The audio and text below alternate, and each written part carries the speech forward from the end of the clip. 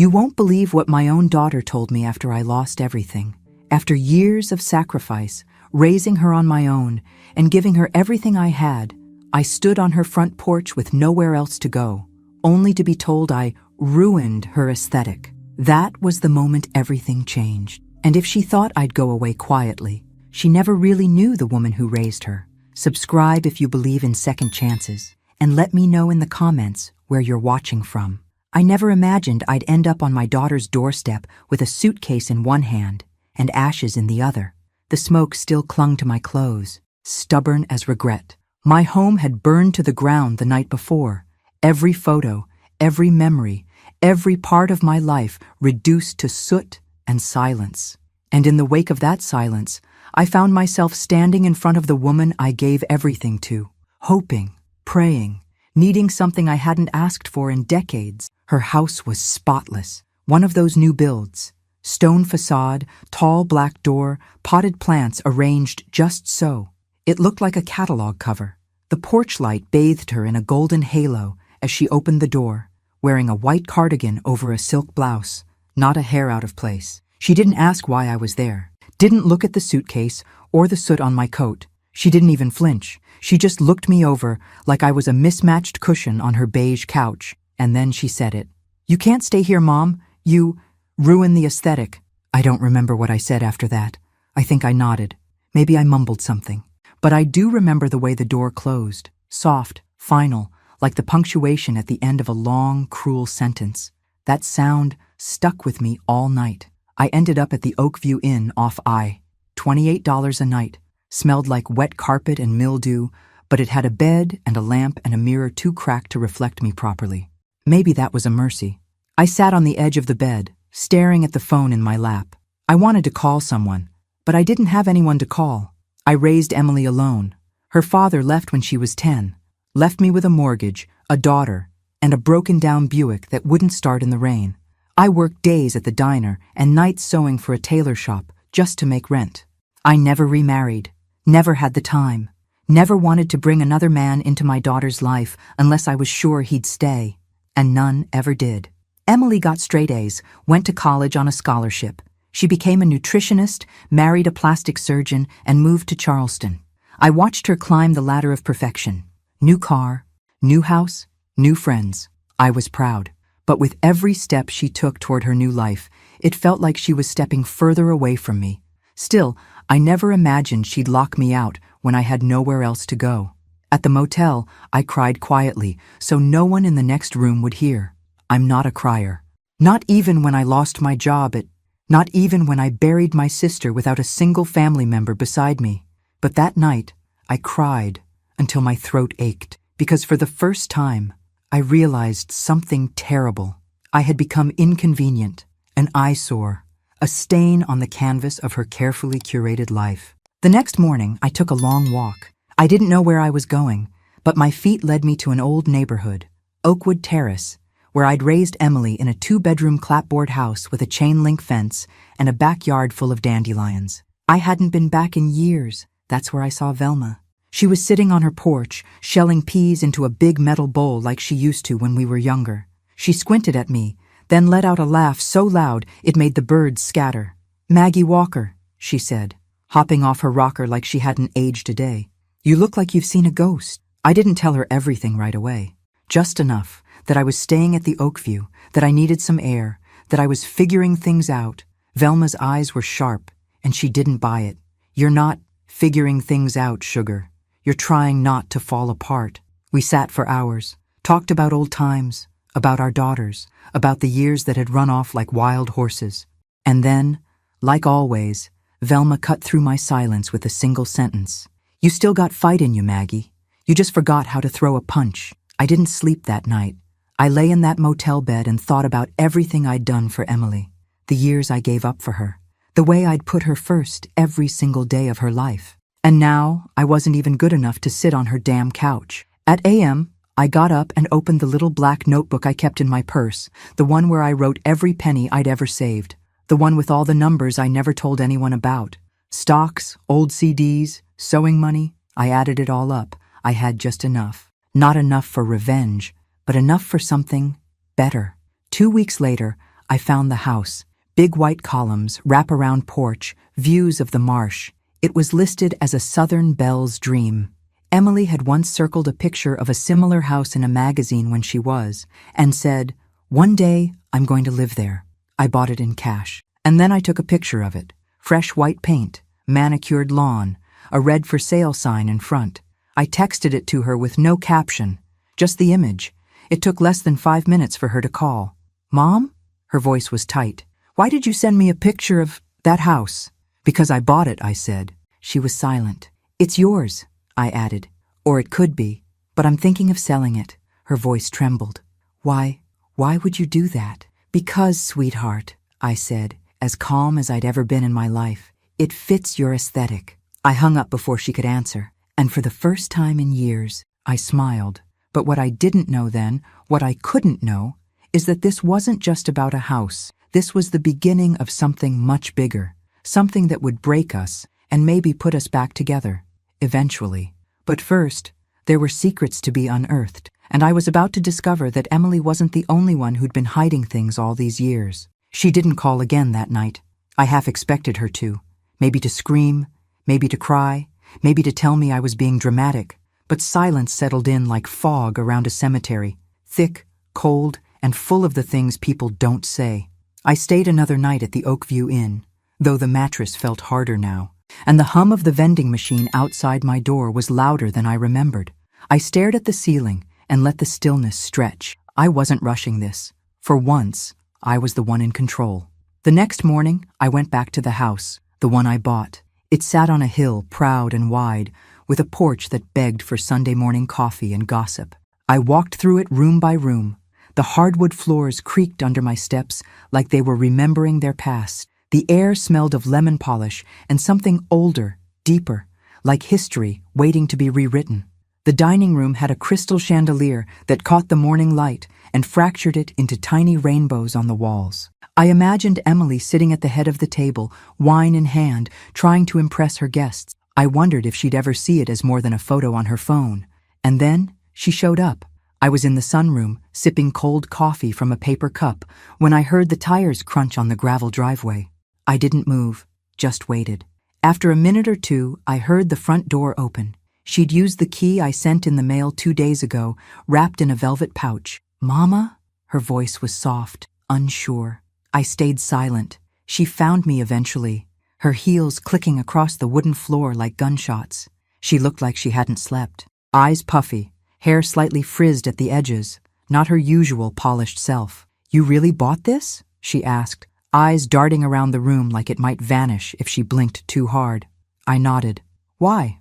I leaned back in the wicker chair. "Because you said I ruined your aesthetic. I figured I'd find one that suited you better." Her face crumpled for a moment, just a flicker. Then the wall went back up. She straightened her shoulders. "This isn't funny, Mom. I'm not laughing. You sent me a picture of a house you knew I'd love, and then put a for sale sign on it? I thought you liked signs." She blinked. "Is this revenge?" "No," I said. "It's a mirror." We sat in silence for a long time. Finally, she whispered, "You don't understand how things are now. My world, it's curated, structured. Everything has a place, a look, a standard. And I don't fit in that?" She swallowed. "You're unpredictable. You say things. You don't think about how it sounds, and you don't try to blend in." I stared at her. "I didn't raise you to blend in. I raised you to stand tall." She looked away. "Is that why you've been rewriting things?" I asked, voice low. Her head snapped back toward me. "What are you talking about? You told people your father left and never looked back. But that's not the truth, is it?" Her mouth parted slightly, but no words came.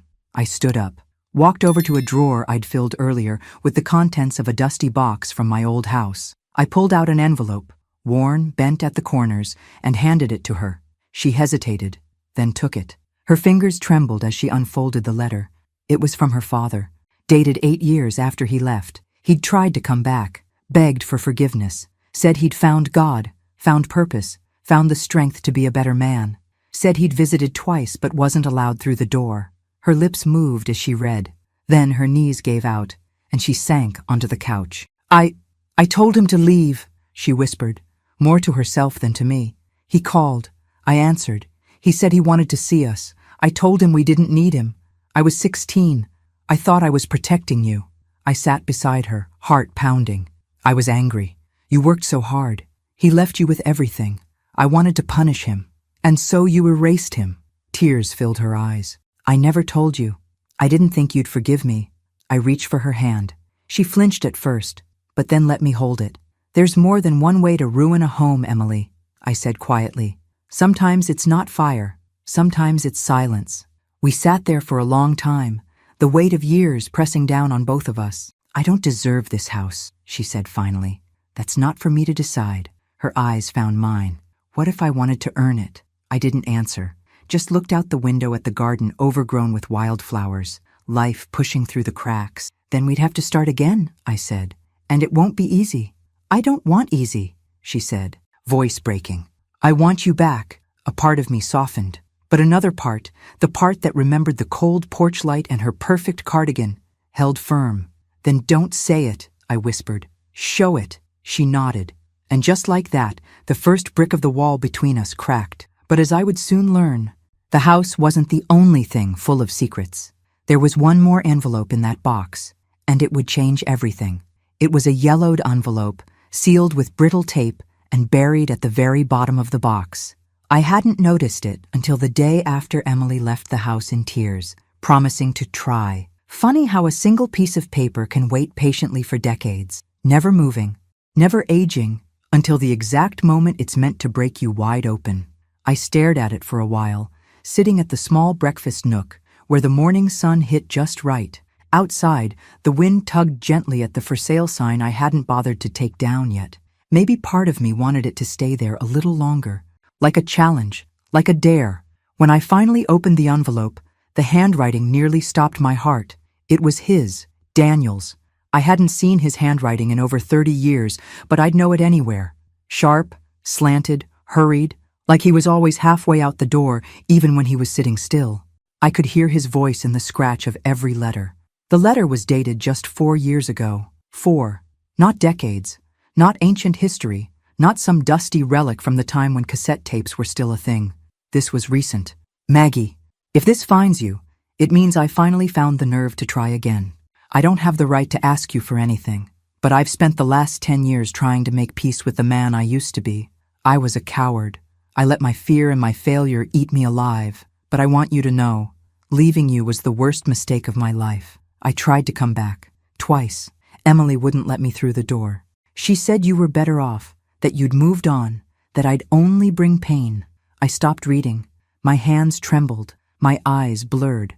I could still see her, 16, sharp-tongued, brittle with pride. She'd always been protective, even as a child, fiercely loyal to me and furious with the world for making her grow up too soon. But this? She'd kept this from me. For years. I pressed the letter to my chest and rocked slightly in the chair. There was a pain in me I couldn't name. Not betrayal exactly. More like grief given a second life. When I finished the letter, I learned that Daniel had remarried once. Briefly. No children. His wife had died of cancer, and afterward he'd moved to Tennessee, lived simply, worked at a used bookstore, wrote letters he never sent. The last line undid me. If I don't get to see you again in this life, know that I never stopped loving you, and I never stopped hoping for one more chance. I had to find him. I didn't know why. Not exactly. Closure, maybe. Or the need to look him in the eye and decide, once and for all, if there was anything left between us. Velma was the first to notice something had shifted. You've got that old fire in your eyes again, she said, leaning over the fence between her porch and mine, a cigarette dangling from her fingers. You going somewhere? Tennessee, I said, folding laundry on the porch. Maybe for a few days, maybe longer. She raised an eyebrow. That where the bones are buried? I smiled, barely. No, but maybe it's where I left part of myself. 3 days later, I drove west. I hadn't been on a road trip alone in decades. I kept the windows down and the radio low. I passed through towns with names I couldn't pronounce and diners that served coffee so strong it could wake the dead. By the time I got to the address in the letter, a little one-story home with faded blue shutters, it was dusk. There was a for rent sign out front. My stomach dropped. I knocked anyway. A thin woman in her 40s opened the door. She looked confused when I asked for Daniel Walker. He passed away last spring, she said softly. I'm the landlord now. It was like the ground disappeared beneath me. He died? She nodded. Pancreatic cancer. It was fast. Didn't even make it 3 months after diagnosis. I couldn't breathe. I didn't cry. I just stood there, numb. Then the woman said, "Are you Maggie?" I blinked. Yes, she smiled, warm and kind. He talked about you, all the time, said you were the one that got away. He left something for you. She led me inside. The house smelled like old books and lemon oil. On a shelf near the window was a small box, wooden, carved with tiny birds. Inside were photos of me and Emily from years ago, a pressed flower from our wedding, and another letter. This one was shorter. You were my lighthouse, even when I drifted. I hope you found happiness. I hope you knew deep down that I always loved you. And if there's still a chance, wherever I am, I'll be waiting. I don't remember the drive back, only that the sun was rising by the time I reached Charleston again. I pulled into the driveway of the house and sat for a long time. Emily's car was already there. She was sitting on the porch steps, knees pulled to her chest, makeup streaked down her face. When I got out, she stood but didn't speak. I walked up slowly, the letter from Daniel still in my coat pocket. I didn't hand it to her. Not yet. I know, she said, before I could open my mouth. I know about the letter. I know you know. I nodded. Why, Emily? I thought I was protecting you, she whispered. I thought he didn't deserve you. I was wrong. I know that now. I searched her face, really looked, and for the first time in years, I saw the little girl who used to curl up beside me when the power went out, the one who believed I could fix anything. I forgave him, I said. She choked out a sob. Can you forgive me? I didn't answer.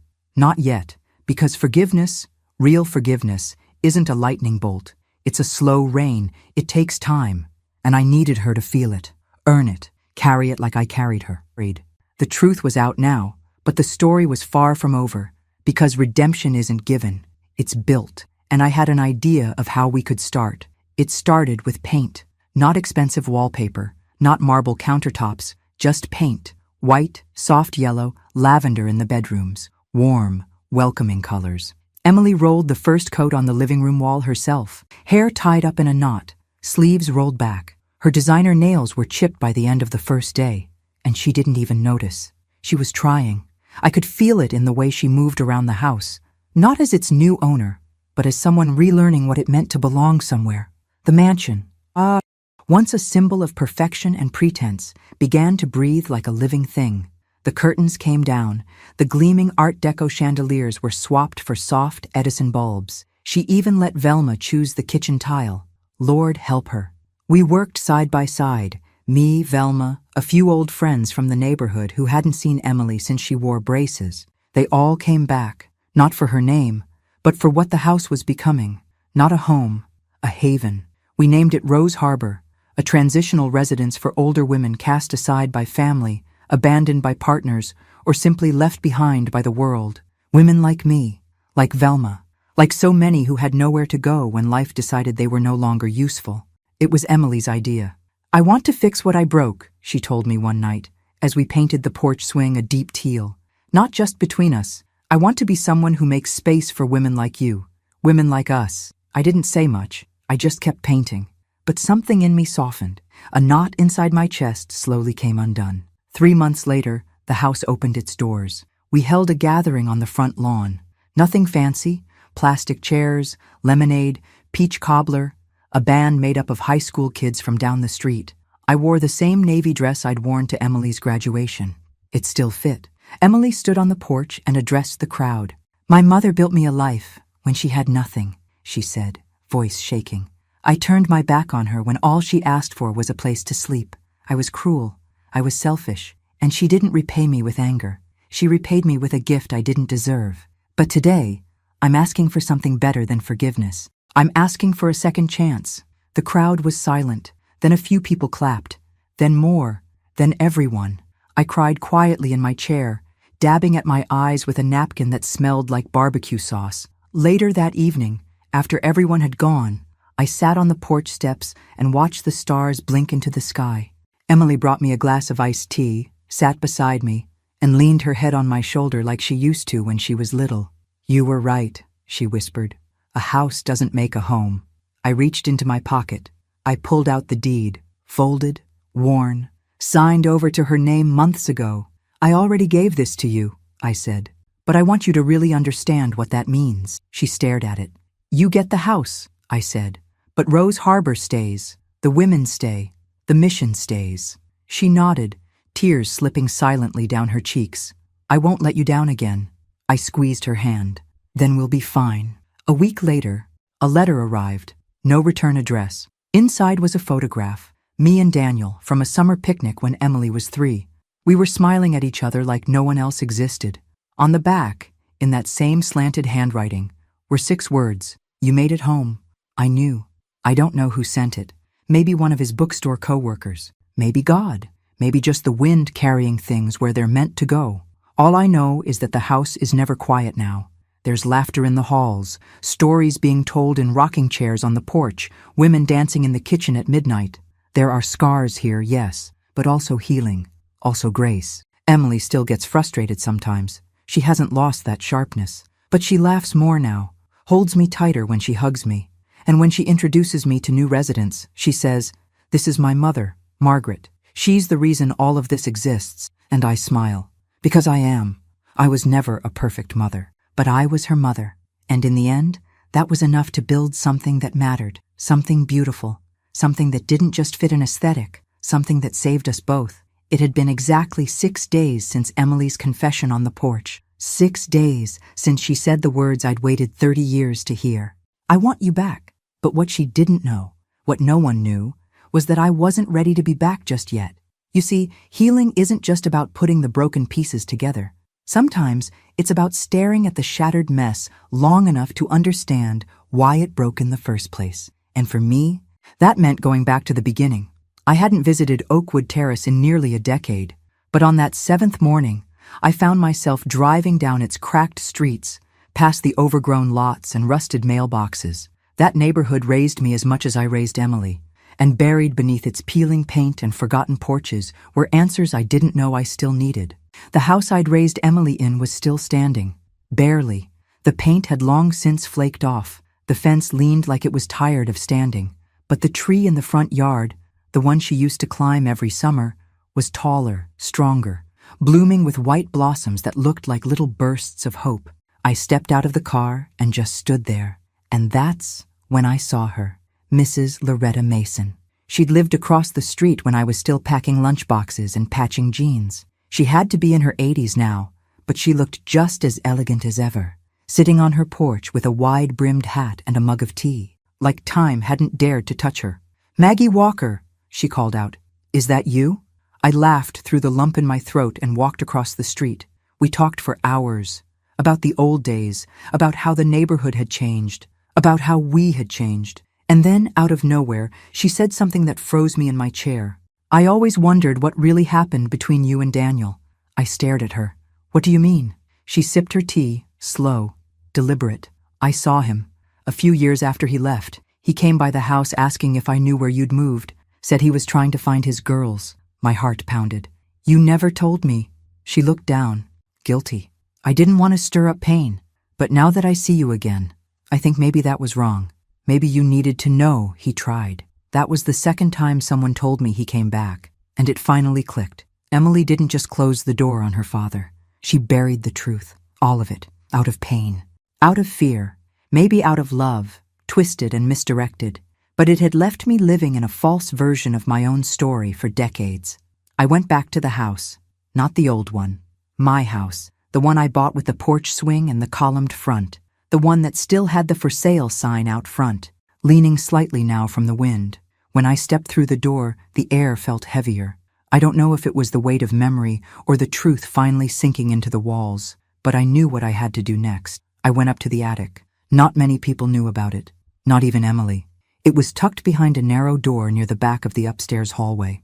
The space was unfinished, dusty, with beams overhead and the smell of cedar and thyme.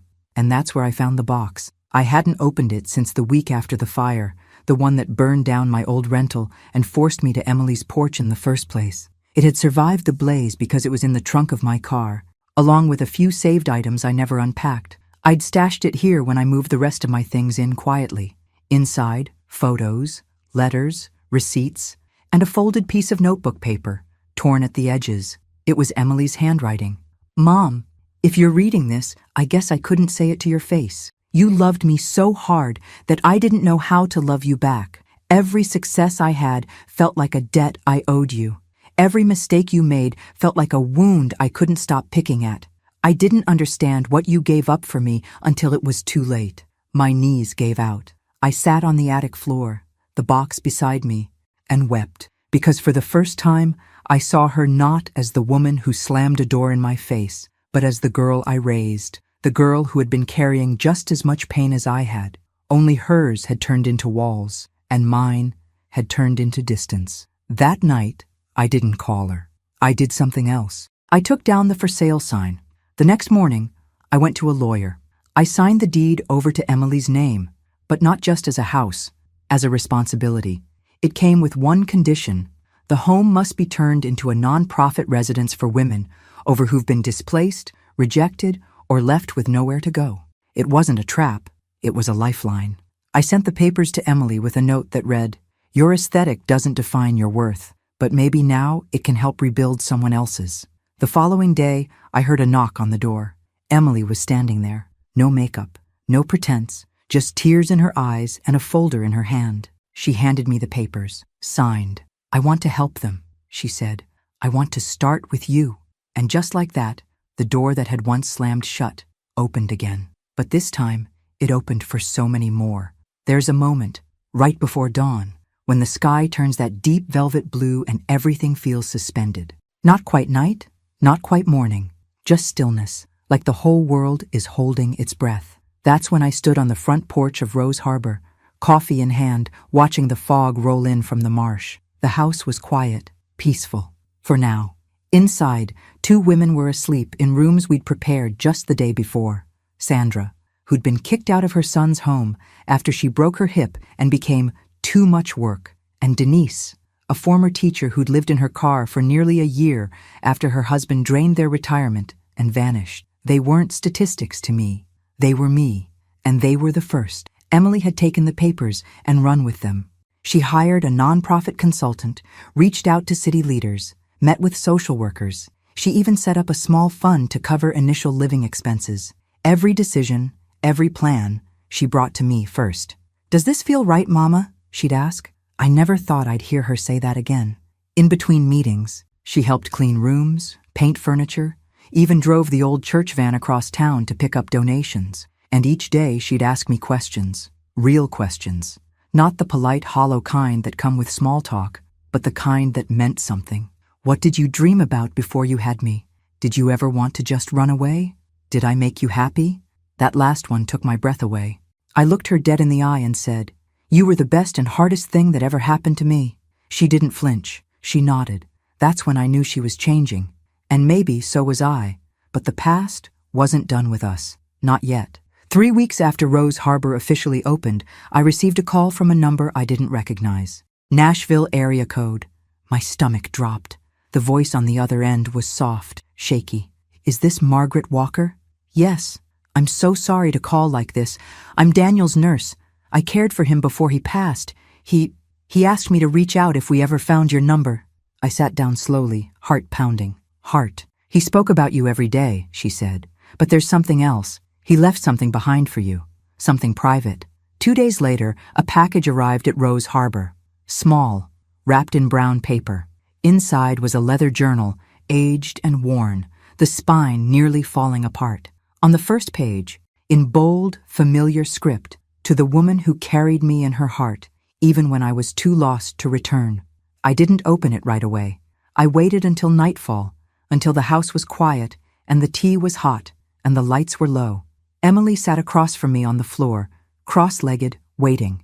Together, we read every word, his regrets, his memories, the moment he decided to leave, the moments he tried to come back, the letters he never sent, the one time he stood outside Emily's high school graduation in the shadows, watching from a distance because he didn't know if he deserved to be there. He'd seen us. He'd never stopped seeing us. At the very end, he'd written, "If this journal finds its way to you, it means I finally got something right. Tell Emily I never stopped loving her. Tell her I forgave her. Tell her I understand. Emily pressed her forehead to the pages and wept, not like a child, not like a woman broken, but like someone who'd finally been freed. We buried the journal under the magnolia tree out back, beside a bench we'd painted soft blue. We didn't mark the spot. We didn't need to. Time passed. More women came, each one with a story, each one carrying bags heavier than anything leather or canvas could hold. And every time I heard them say, "I didn't think anyone would take me in," I felt something in my chest expand. Emily became their advocate. I became their storyteller, and together, we became something neither of us had ever truly known, whole. One night, as we sat on the porch swing, her feet tucked under a blanket, my hand resting on hers, she asked, "Do you think he knows what we've built?" I looked out at the house, glowing from within. Laughter floated down from an open window. Someone was playing soft jazz in the parlor. "I think he does," I said, and I meant it, because sometimes redemption isn't loud. It doesn't arrive in a parade or thunderclap. Sometimes, it looks like a woman walking through the front door with shaking hands and tired eyes and finding a bed with fresh sheets and a handwritten note on the pillow that says, "You are home." We saved each other, my daughter and I, not by forgetting what happened, but by choosing to rise from it. And I've learned this much. The most beautiful things don't match anyone's aesthetic. They just feel like they belong, like love, like truth, like coming home after the longest journey of your life. 3 months after Rose Harbor opened its doors, word had spread far beyond Charleston. Local news stations ran a feature calling it a Southern sanctuary for the forgotten. Donations began to pour in. Furniture, books, fresh linens. One man dropped off 5 brand new mattresses with tears in his eyes, whispering, "My mama died alone. I wish she'd had this." But no one knew what really made Rose Harbor sacred. It wasn't the porch swing, or the new garden beds, or the hand-sewn curtains Emily insisted on making herself. It was the women. Women who'd been told they were too loud, too needy, too complicated. Women who'd been left behind by their children, their husbands, or time itself. Every single one carried stories like suitcases bursting at the seams. One of them was Ruth, 82, former jazz singer, 2 strokes. No family left except a nephew who hadn't called in years. She showed up at our gate in a wheelchair with a single bag and a bottle of cheap perfume tucked in the side pocket. "I heard you take women like me," she said. "I don't have much, but I can still hum a tune." We took her in that night. Ruth became our heartbeat. She sang at breakfast, told wild stories about smoky nightclubs and love affairs with saxophone players. The other women gathered around her like moths to flame. She reminded me of something I'd forgotten. Joy isn't just survival. It's singing anyway. Emily adored her. She sat with Ruth every Thursday night, brushing her hair, listening to the same stories again and again, never interrupting, never rushing.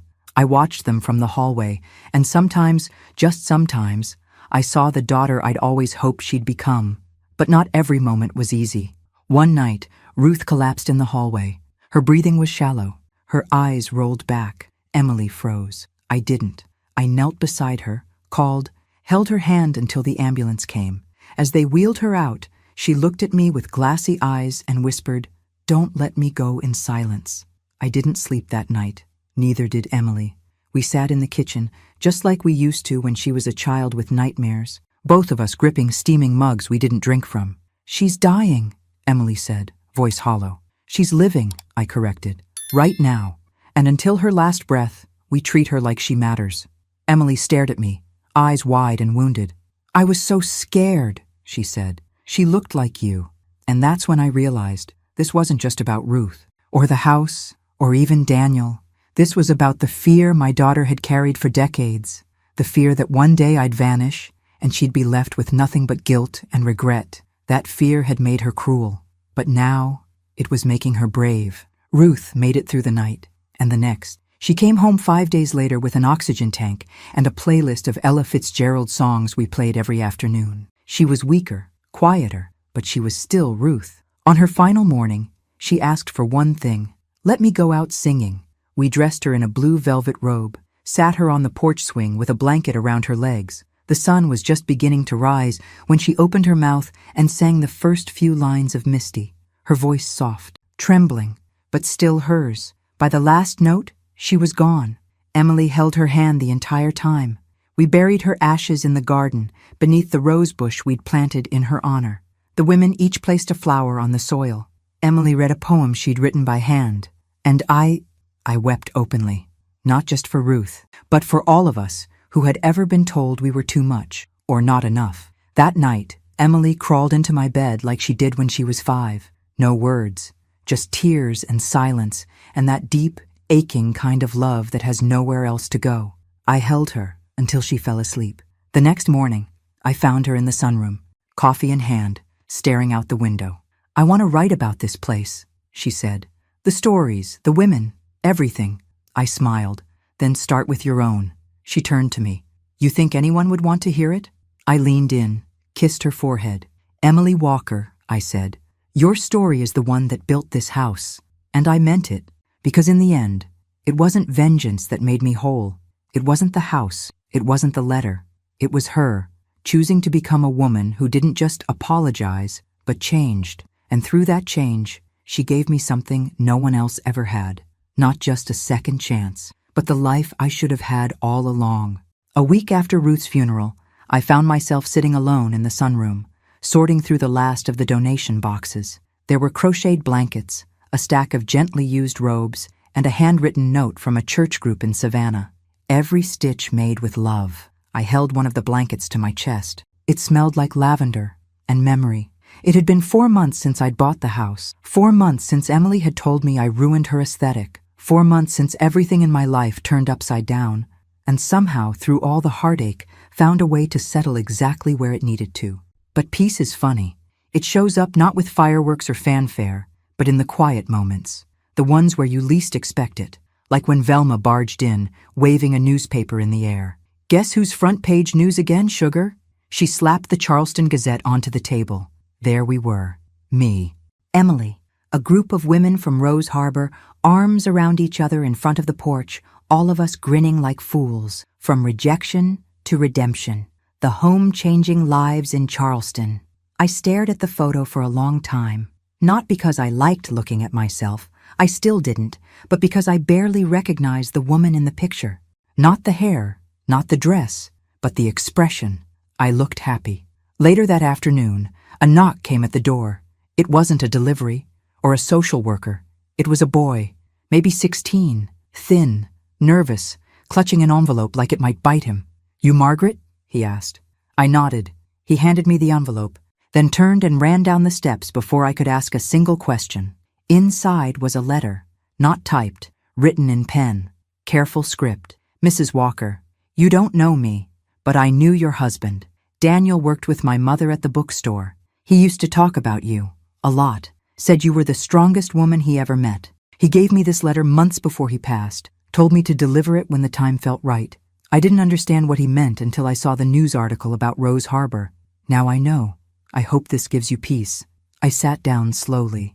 My fingers trembled as I unfolded the paper. Daniel's handwriting was messier this time. Weaker, but it was his. "Maggie, if you're reading this, it means someone braver than me brought it to you. I wish I could have sat beside you, held your hand and said these words out loud. But life rarely gives us the endings we want, only the ones we make. I know what I did. I know what I left behind. And I know I didn't deserve your forgiveness, but you loved me anyway. I see that now, in this house, in what you're building. You turned rejection into refuge, pain into purpose. You turned our unfinished story into something beautiful. I'm sorry I couldn't stay, but maybe, in some strange way, you've brought us all home. Always yours, D." I pressed the letter to my chest and cried. Not the kind of tears that break you, the kind that release you. That night I called Emily outside. The moon was high. The air smelled like gardenia. I handed her the letter. She read it in silence, one hand covering her mouth. When she finished, she leaned her head against my shoulder, just like she had as a little girl. "I wish I'd known him better," she whispered. "You still can," I said. "Through this, through us." We sat there until the stars faded into morning, and that's when I knew we'd made it through. Not by erasing what hurt, not by pretending it hadn't happened, but by carrying it, with grace, with grit, and with the unshakable belief that it's never too late to make something good out of what's been broken. Rose Harbor still stands. Women still arrive, bags in hand, eyes wide with fear and hope. And every time, I greet them at the door with a smile and say, "Welcome home," because I've learned the truth. Redemption doesn't knock. Sometimes you have to build the house yourself and leave the door open. It was a Wednesday when the last box was unpacked in the library, a room we never thought we'd fill, now overflowing with donated books, mismatched reading chairs, a grandfather clock that ticked a little offbeat, and sunlight that poured through the windows like grace itself. I ran my fingers along the spines. Romance novels, self-help, old cookbooks, a first edition of To Kill a Mockingbird with someone's name scribbled inside, Gloria. I smiled, thinking how stories survive us. Emily came in behind me, holding a steaming mug of chamomile tea and a folder under her arm. Her face was flushed, glowing in a way that had nothing to do with makeup and everything to do with meaning. She handed me the folder. Inside were the final approval documents from the state. Rose Harbor, Inc., Certified Transitional Living Nonprofit. "It's official now," she said, biting her lip to keep it together. "We're real." I took the papers in hand and nodded slowly. "You were always real," I whispered. "You just had to remember." We spent the afternoon hanging photos in the hallway, portraits of the women who'd stayed with us, each framed with their names etched below, not just to honor them, to see them as people, as stories, as proof that second chances can grow roots. Velma joined us with a tray of lemon bars and sass. "Y'all gonna cry every time someone hangs a picture?" she teased. "Probably," I said, grinning. "Good," she nodded. "Means you haven't turned into stone statues just yet." Later that evening, I stood in front of the mirror in my bedroom, not fixing my hair, not adjusting my clothes, just looking, really looking. And for the first time in decades, I didn't see a woman who had been left, rejected, or forgotten. I saw someone whole. That's when I remembered something from long ago. A list I'd written in the back of my old journal. A list titled, "When I Have a Home Again." I dug through the drawers until I found it. The paper was brittle, the ink faded, but the words were still there. A porch swing that creaks, a kitchen full of noise, laughter in the halls, music at night, peace in my bones, a daughter who sees me. I'd checked every box. I folded the list carefully, pressed it between two books on the shelf, and walked back into the hallway. That's when I saw her, Emily, standing by the front door, hands tucked in the pockets of her sweater, watching the evening settle in through the glass. When she turned around, there were tears in her eyes, again, but this time they were soft, grateful. She reached for my hand, held it like it was something sacred. "I found something today," she said quietly. She led me to the office and handed me an envelope, a new one, unopened, postmarked from Tennessee. No return address. Inside was a black and white photo. Daniel, me, Emily, no more than 3. On his shoulders, all of us laughing. On the back, scribbled in blocky handwriting, "She turned out just fine." No signature. No explanation. Just one final whisper from the universe. And I smiled. Not because it made sense, but because it didn't have to. Life never wraps up in neat little bows. It twists, it unravels, it bends in ways we never see coming. But if we're lucky, if we're brave, it gives us chances to heal what we thought was lost forever. That night, we lit candles in the window, not for the dead, but for the living, for every woman still on the road, still searching, still hoping. The porch was full of voices, laughter, hands holding hands under warm throws. Someone played guitar softly. The scent of cornbread and cinnamon drifted through the air. And I thought, this is the ending I never knew I wanted, but it's the one I earned. Not through perfection, through resilience, through truth, through love that refused to give up, even when it was told it didn't belong. Emily looked at me and said, "Mama, you built this." I shook my head. "We built this, and that's how you reclaim your story. Not by erasing the pain, but by filling the silence it left behind with voices that say, you still matter. You are not alone. You are home." The fall air was crisp the morning I found the letter tucked beneath my porch pillow. I almost missed it. I had come out early before sunrise, wrapped in my old flannel robe, ready to sip coffee and listen to the creak of the porch swing like I did every morning now. But when I leaned back, I felt something crinkle underneath me. A plain envelope. No stamp, no name. Just one word on the front. Margaret. I stared at it for a long time. Emily was inside, still asleep. The house was quiet except for the distant hum of birds waking up and the occasional whistle of a car passing down the hill. The rest of the women were asleep too. A calm had settled over Rose Harbor, one of those rare, golden mornings where everything feels suspended in grace. I opened the envelope with steady hands. Inside was a single sheet of paper, typed, formal, and then I saw the header, the Law Office of Franklin and Maynard. At first, my heart sank. I thought maybe there was unfinished business from Daniel, or worse, some dispute over the house, the nonprofit, a tangle of legal red tape I hadn't seen coming. But no, it wasn't bad news. It was a gift. The letter explained that Daniel's small estate, mostly made up of a pension, a few royalties from a book project, and a modest life insurance policy, had named me the primary beneficiary. There was more. He had designated a percent, to be transferred directly to Rose Harbor under a special clause, for the continuation of the love that was never lost, only misplaced. I pressed my hand to my mouth and wept right there on the porch swing. The letter clutched to my chest. He hadn't forgotten. He'd prepared. In his own quiet way, Daniel had come home too. Later that day, I told Emily. She didn't say a word, just wrapped her arms around me so tightly I thought my ribs would crack. She whispered, "He never stopped trying to fix it, did he?" "No," I said. "And neither did you."